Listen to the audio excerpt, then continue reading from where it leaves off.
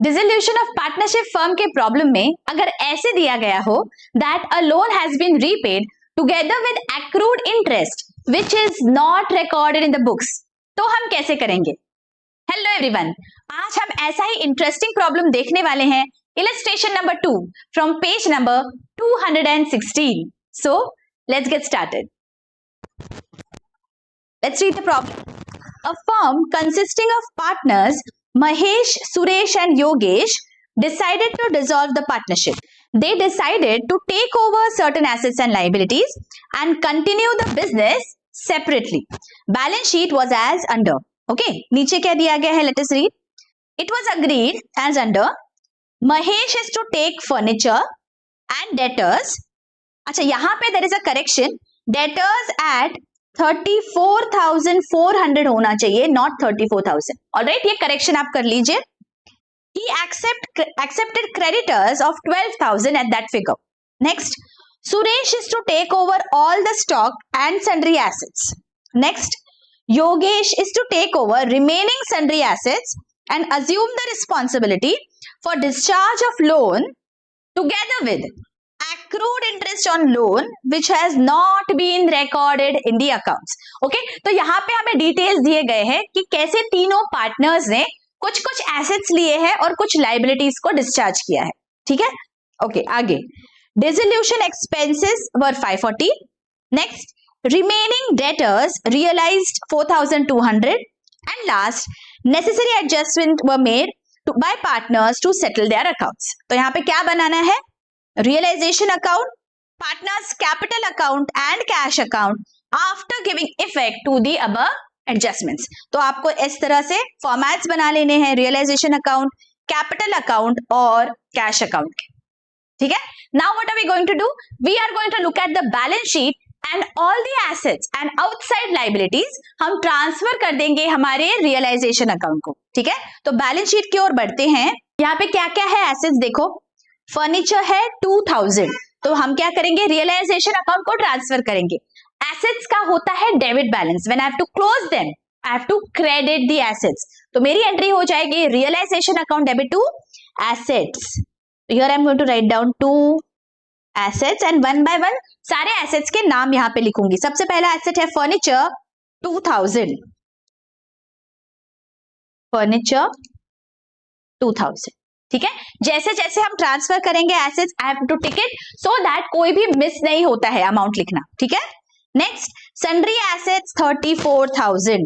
so here I'm going to write down sundry assets 34,000. Okay, आगे debtors है 48,400. Again please remember debtors I have to transfer at gross और ये जो RDD है मैं दूसरे साइड पे ट्रांसफर कर दूंगी. सो 48,400 पे I am going to transfer my debtors. Okay, RDD का बैलेंस क्या होता है बच्चों? क्रेडिट होता है. मुझे आरडीडी के अकाउंट को अभी क्लोज करना है तो मैं कर दूंगी डेबिट. तो मेरी एंट्री हो जाएगी RDD account debit to realisation 2,400. So I'm going to write down by RDD 2,400. ठीक है, टिक कर देते हैं. स्टॉक है 15,600, तो यहां पे लिख देंगे स्टॉक 15,600. अब क्या बचा? कैश बैलेंस है 6,400. तो ये मेरे कैश अकाउंट में मुझे लिखना है. यहां पे I am going to write down 6,400 to balance brought down. Okay, चलो अभी एसेट साइड हमने सारे कर दिए transfer. Now let us move to the liabilities side. Liabilities में क्या है? महेश, सुरेश एंड योगेश का कैपिटल अकाउंट के बैलेंसेस है.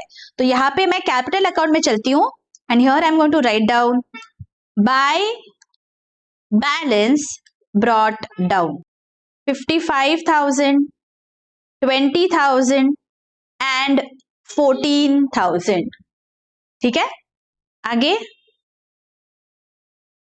क्रेडिटर्स है 12,000 एंड लोन है 3,000. These are my outside liabilities. तो हम क्या करेंगे? We are going to transfer this to the realisation account.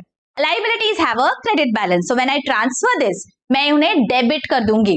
So creditors account debit, loan account debit to realization. तो यहां पे हमें लिखना है by liabilities. Creditors and loan. 12,000 and 3,000. Outer column 15,000. All right. अब क्या बचा? देखो लाइबिलिटीज में we have transferred everything now. ठीक है.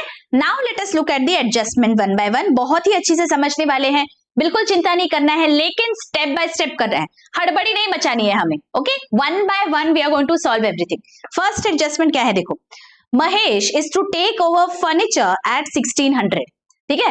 किसी भी पार्टनर ने हमारा फर्नीचर लिया है, तो नॉर्मल सिनेरियो में हम क्या करते थे? Mahesh account debit to furniture. Now, because of dissolution, all my assets are appearing in this account. जब भी मेरा एसेट जा रहा है बिजनेस से बाहर, जब भी एसेट के बदले में मुझे पैसा मिल रहा है, मैं रियलाइजेशन अकाउंट को क्रेडिट करती हूँ, एसेट को नहीं. तो यहां पे मेरी एंट्री हो जाएगी Mahesh capital account debit to realisation. तो यहां पे मैं लिख देती हूं बाय महेश. ठीक है. Now for our understanding we are going to write down how many assets he has taken over. कौन से एसेट्स लिए हैं? देखो, फर्नीचर 1600. तो here I am going to write down furniture 1600. आगे debtors amounting to 40,000 took over at 34,400. Okay, this is a printing error here. 34,400 आएगा. तो यहां पे डेटर्स लिखूंगी मैं 34,400. ठीक है. आगे he accepted creditors of 12,000 at that figure. At that figure मतलब 12,000 के creditors उसने टेक ओवर कर लिए. मतलब वो creditors अभी वो लेके जाएगा. He has to see that he pays off those creditors. तो नॉर्मल सिनेरियो में हम क्या एंट्री पास करते थे? अगर कोई क्रेडिटर को डिस्चार्ज कर देता है तो creditors account debit to Mahesh, right. लेकिन यहां पे अगेन क्रेडिटर्स का अकाउंट क्लोज हो चुका है, इसलिए realisation account debit to Mahesh. Getting it? So realisation account में चलते हैं और यहां पे हम लिख देंगे to Mahesh. Why? Because he has taken over our creditors. What is the value? 12,000. तो यहां पे लिख देते हैं 12,000. यहां पे आ जाएगा 36,000. Is this clear? हमने क्या किया? Mahesh took over the assets and he has discharge some liability, इसलिए इस तरह से हमने एंट्री पास की. लेकिन ये तो सिंगल इफेक्ट हो गया. सेकेंड इफेक्ट आएगा महेश के कैपिटल अकाउंट में. तो महेश के कैपिटल अकाउंट में 36,000 से डेबिट हो जाएगा. तो कैपिटल अकाउंट में चलते हैं महेश के और यहाँ पे 36,000 लिख देंगे to realisation. Always remember individual assets नहीं, रियलाइजेशन अकाउंट को क्रेडिट होगा. सिमिलरली यहां पे देखो 12,000 से महेश को क्रेडिट हुआ है, तो महेश के अकाउंट में जाएंगे और 12,000 से क्रेडिट कर देंगे अगेन बाय रियलाइजेशन. टिक कर देते हैं अभी. Next, Suresh is to take over all stock at 14,000. Stock लेके गया है सुरेश, तो हमारी एंट्री हो जाएगी Suresh capital account debit to realisation 14,000. तो यहां पे हम लिख देते हैं बाय सुरेश's अकाउंट स्टॉक 14,000. आगे sundry assets worth 16,000 at 14,400. Now again this is given to confuse you all. जब भी आपको वर्थ दिया जाता है, आपको उससे कोई लेना देना नहीं है. आपको सिर्फ इतना पता करना है कि सन्ड्री एसेट्स के बदले में कितना पैसा मिला. How much was it worth is not applicable anymore, because मुझे वैसे भी बुक्स ऑफ अकाउंट्स क्लोज करने हैं. तो मेरा प्रॉफिट हो रहा है, लॉस हो रहा है, जो भी होगा वो रियलाइजेशन अकाउंट में अपने आप हो जाएगा. यहाँ पे सिर्फ कितना पैसा मिला या कितने के लिए वो लेके जा रहा है एसेट, वो इंपॉर्टेंट है. तो ही has taken over this asset eight 14,400. So this is the amount जो मुझे यहाँ पे लिखनी है. 16,000 लिखने की जरूरत नहीं है, ये सिर्फ हमें कंफ्यूज करने के लिए दिया जाता है. 14,400 is the amount that we are going to receive because of this asset. तो 14,400 आ जाएगा. Getting it? So sundry assets 14,400. तो यहाँ पे मैं 14,400 ही लिखूंगी, सन्ड्री एसेट्स। यहाँ पे टोटल लिख लेते हैं 28,400। ये फर्स्ट इफेक्ट हुआ। सेकेंड इफेक्ट जाएगा सुरेश के कैपिटल अकाउंट में। तो सुरेश के कैपिटल अकाउंट में प्लीज एंश्योर प्रॉपर कॉलम में लिखना है। यहाँ पे हम लिख देंगे 28,400 to realisation. Getting it? Okay, आगे टिक मार्क कर लेते हैं। Yogesh is to take over remaining sundry assets at 16,000। Okay, 16,000 रुपए उसने एसेट लेके चला गया। So again Yogesh account debit to realisation. So here I am going to write down by Yogesh sundry assets 16,000। ठीक है, आगे and assume the responsibility for the discharge of the loan। Loan कितने पे है? देखो 3,000 का लोन है। Alright, so he is assuming this responsibility, मतलब वो लोन रीपे कर देगा together with accrued interest on loan of 60 which has not been recorded in the accounts। Now be very very attentive। देखो 3,000 का लोन वो लेके चला गया, तो हमारे बुक्स में एंट्री क्या आ जाएगी? Loan account debit to Yogesh capital. ठीक है, लेकिन यहाँ पे लोन कहाँ दिख रहा है? रियलाइजेशन अकाउंट में दिख रहा है। तो यहाँ हम realisation account debit to Yogesh 3,000 करेंगे। Getting it? लेकिन यहाँ पे और एक अमाउंट है, वो क्या है? एक्रूड इंटरेस्ट है 60 रुपीज का। इसका क्या करें? Accrued interest has not been recorded in the books. हमें यहाँ पे नहीं दिख रहा है ना बैलेंस शीट में, it is not recorded, so it is my unrecorded liability जो अब रीपे हो जाएगी। अनरिकॉर्डेड लाइबिलिटी जो मेरा एक पार्टनर लेके जा रहा है फॉर रीपेमेंट। नॉर्मल केस में हम एक अकाउंट को लेके आते हैं बुक्स में and then we repay it, लेकिन यहाँ पे मुझे बुक्स में लाना ही नहीं है because I don't want to open additional accounts. तो इसीलिए जो भी मेरा नुकसान होगा, जो भी मेरा फायदा होगा बिकॉज ऑफ डिसोल्यूशन, एक ही अकाउंट में वो दिखना चाहिए, that is my realisation account. तो जो एक्रूड इंटरेस्ट है वो पे करके मेरा नुकसान हुआ है, राइट? सो रियलाइजेशन अकाउंट को मैं डेबिट कर दूंगी। और मैं क्रेडिट किसे करूंगी? मैं क्रेडिट करूंगी पार्टनर के कैपिटल अकाउंट में, बिकॉज मैंने पे नहीं किया, वो पार्टनर पे करने वाला है मेरे बिहाफ पे। So that is the reason I am going to credit the partners capital account. Is this clear? अगर कोई भी अनरिकॉर्डेड लाइबिलिटी आती है बच्चों, you have to remember you are not going to open an additional account. This is dissolution, you don't want to increase your work, आपको सब close करने हैं accounts. That is the reason कोई भी payment होगा आप रियलाइजेशन को debit कर दो। Getting it? So realization account debit to Yogesh's capital account with 60 rupees. So total 3,000 का लोन है और 60 accrued interest है। So total हो गया 3,060. So realization account debit to Yogesh 3,060. So यहाँ पे मैं लिख दूंगी to Yogesh. For my understanding, I'm going to write this down. Loan 3,000 and accrued interest 60, outer column 3,060. ठीक है, this is just for our understanding. The entry is realisation to Yogesh. Getting it? तो अब ये मुझे इफेक्ट्स देने हैं योगेश के capital account में। योगेश के कैपिटल अकाउंट में चलते हैं और क्रेडिट में लिख देंगे 3,060। क्रेडिट में योगेश के अकाउंट में 3,060 रियलाइजेशन से, राइट? और डेबिट में क्या आया है? 16,000। तो ये यहाँ पे मैं आउटर कॉलम में लिख लेती हूँ एंड ये 16,000 मुझे योगेश के डेबिट में लिखना है। योगेश 16,000। अगर बहुत अच्छी से लेक्चर समझ रहे हैं, do hit that like button और मुझे कमेंट करके जरूर बताइए बच्चों, आपके कमेंट्स का मुझे इंतजार रहेगा। Thank you so much. चलो आगे बढ़ते हैं। Fourth, dissolution expenses were 540। कोई भी एक्सपेंस अगर हम पे करते हैं तो हमारे बैंक अकाउंट को क्रेडिट हो जाएगा और ये डिसोल्यूशन के लिए है, इसलिए realisation account debit to bank 540।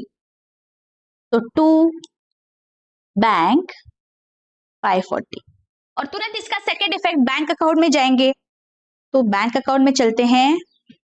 यहाँ पे there is a cash account, तो यहाँ पे मैं कैश लिख देती हूँ टू कैश, और कैश के क्रेडिट में 540 बाय रियलाइजेशन।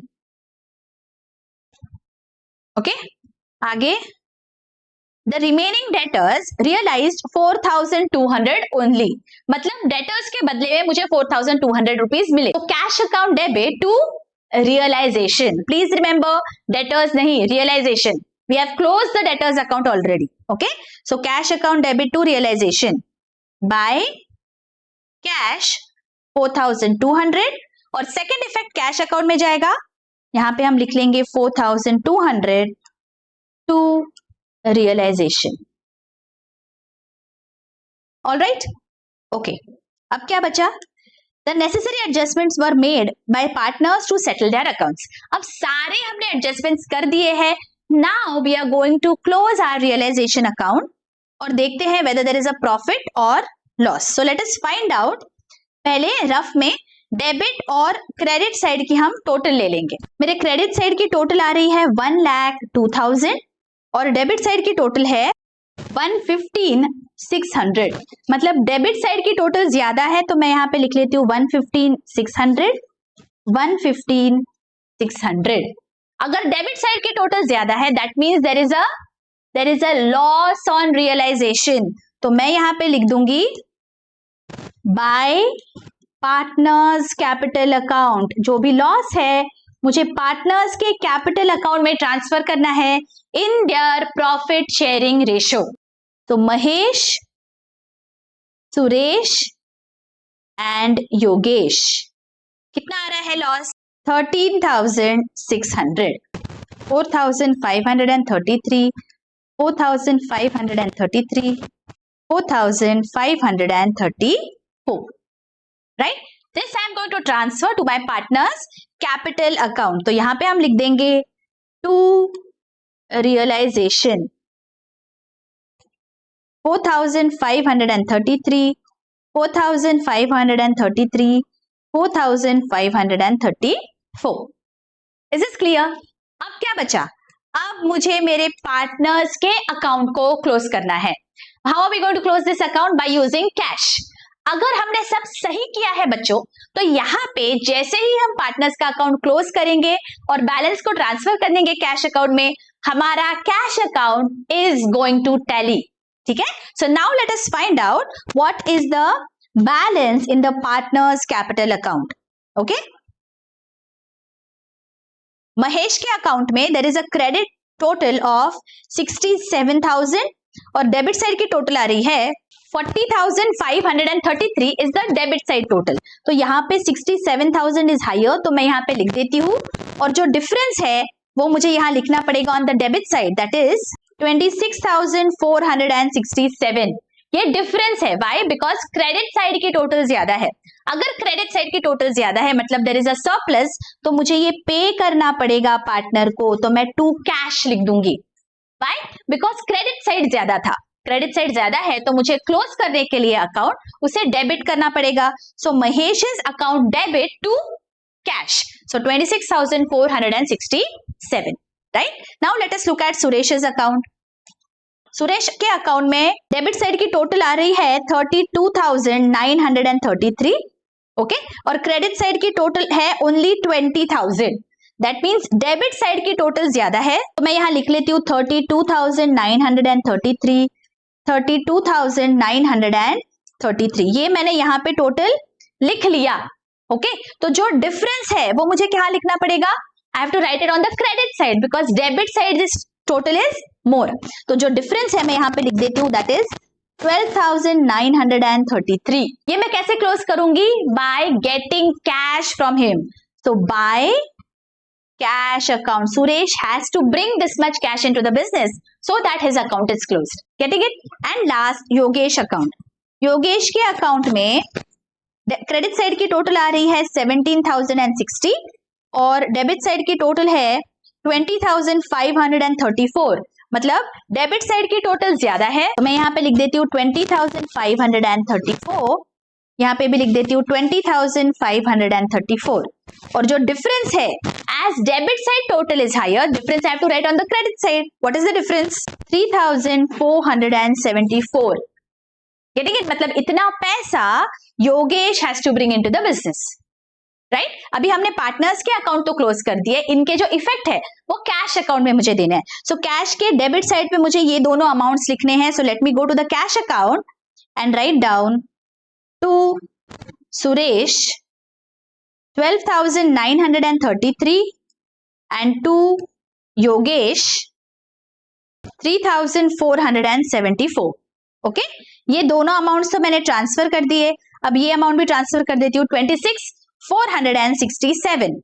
तो यहाँ पे I am going to write down 26,467. This is by Mahesh. Right now let us look at the magic. If we have done everything correctly, ये अकाउंट अपने आप टैली हो जाएगा. मतलब डेबिट और क्रेडिट साइड की total will be the same. Account will get closed. Let us see. Debit side की total आ रही है 27,007 और क्रेडिट साइड की टोटल आ रही है 27,007. That means यहाँ पे हमने डिसोल्यूशन का प्रॉब्लम सही सॉल्व किया है, हमारा अकाउंट क्लोज हो गया. Is this very very clear? I hope यहाँ तक आपको बहुत ही अच्छे से समझ रहा है बच्चों. अगर कोई भी डाउट है please feel free to ask in the comment section. If you want me to continue such lectures do consider hitting on the super thanks button and share it with your friends and colleagues. मिलती हूँ आपको अगले lecture में. Till then take care, bye bye.